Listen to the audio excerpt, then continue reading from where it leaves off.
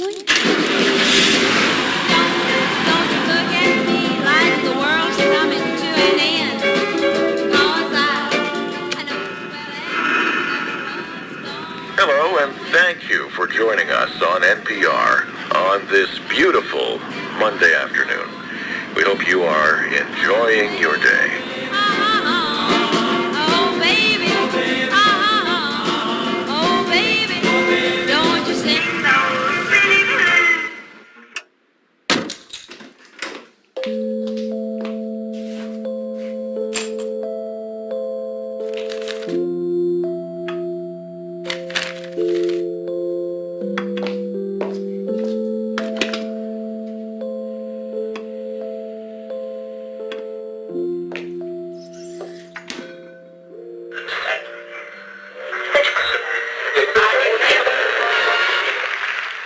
Welcome back.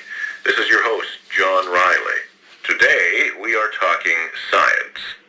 A few years ago, the New York Times featured an article on the scientist Hans Ullmann, who talked of a mysterious warming of the climate that is slowly manifesting itself in the Arctic that is engendering a serious international problem. The scientist suggested a direct relationship between CO2 concentrations in the atmosphere and the temperature rise on the planet. Professor Ullmann says that if ice regions melt at the same rate as present, oceanic surfaces would rise to catastrophic proportions. Only the surface waters of the oceans can absorb CO2 directly from the atmosphere. Seas circulate so slowly that they have had little effect in reducing the amount of CO2. In the more recent developments, Time magazine, that came off the press today, published an article titled Invisible Blanket that gives scientific predictions of the future climate. Physicist Gilbert Plass of Johns Hopkins University presented the following information before the American Geophysical Union. Quote, in the hungry fires of industry, modern man burns nearly 2 billion tons of coal and oil each year, along with the smoke and soot of industry.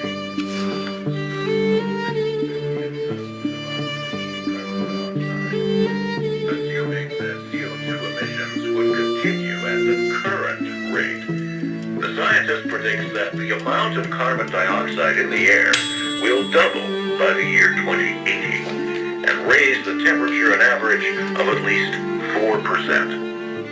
Both scientists warn that this CO2 issue will present a serious problem to future generations. Professor Plass warns that the added carbon in the ocean would also cause increasing acidification with consequent impacts on marine life.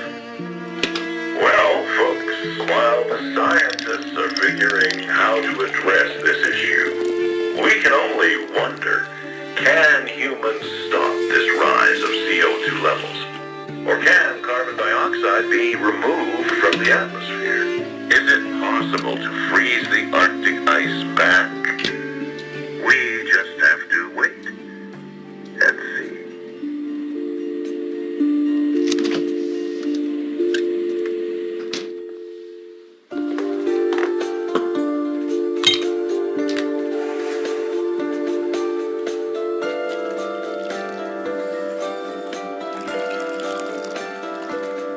Welcome back to NPR. This is Science Friday. In today's program, while the long-lasting climate change debate continues under the current administration that hasn't acknowledged climate change as a reality, the Washington Post published an article about a new study from the National Academy of Sciences, warning that frozen northern soils, often called the Arctic permafrost that stretch across Siberia, Alaska, and northern Canada, are unleashing an increasing amount of greenhouse gases into the air as they begin to thaw. Frozen permafrost contains enough carbon to double the current concentration of CO2 in the Earth's atmosphere. In just 2 years, Alaska seeped as much carbon dioxide into the air as all U.S. businesses release in a single year. Researchers in Siberia found mysterious bubbles that contained up to 1,000 times more methane than the surrounding air. Huge craters formed by thawing permafrost have been appearing in Siberia's Yamal Peninsula. Climate science has been around since the 1950s. But nothing like this had been documented before. The Fears about permafrost carbon seeping into the atmosphere are based on simple chemistry. As temperature rises in the Arctic, the organic matter, which is trapped in frozen soil for thousands of years, starts dissolving. Soil microbes and permafrost begin to collapse and are able to break down more carbon, sending it back into the atmosphere. Scientists are warning that this is creating a troubling feedback loop of its own that drives further warming. A self-reinforcing cycle. Once this cycle gets going, it's hard to stop. But a bigger methane shock might be in store from ocean waters just to the north where methane is spewing up from the bottom of the seas. Even less studied is what happens to the 67 billion tons of nitrogen could be released as nitrous oxide, a greenhouse gas that is 300 times more powerful than